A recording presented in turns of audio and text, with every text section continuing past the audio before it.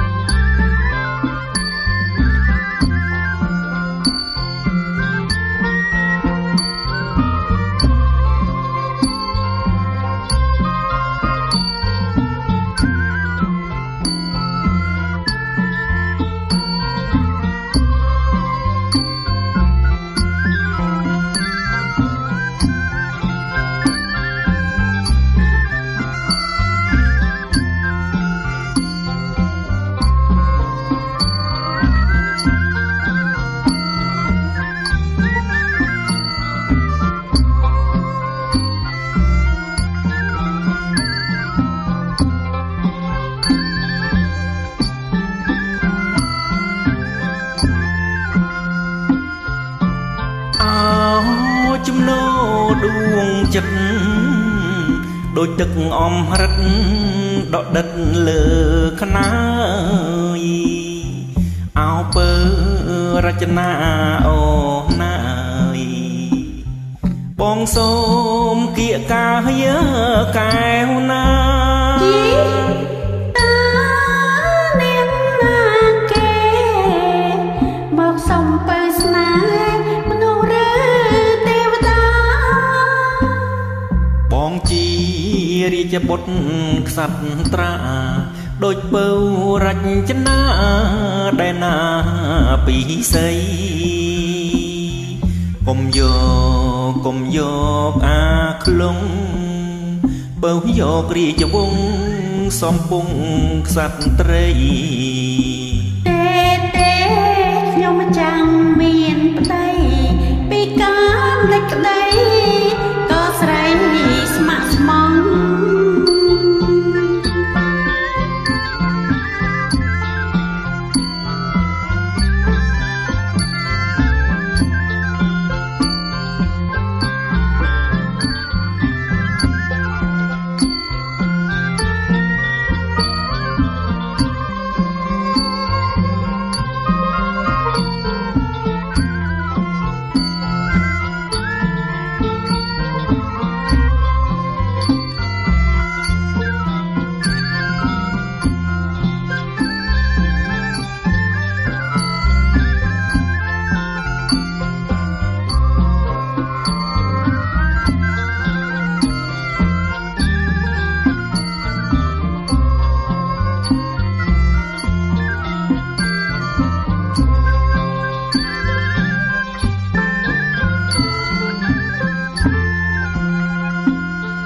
បើអើ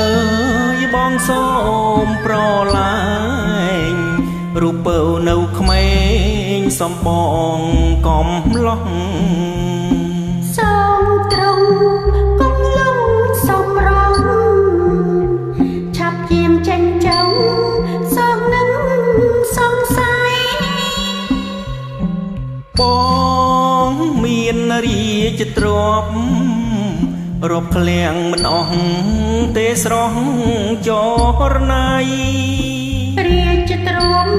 រាប់អាសង្ខ័យមានតម្លៃមហាសាលយ៉ាងណាមិនអាចទិញចិន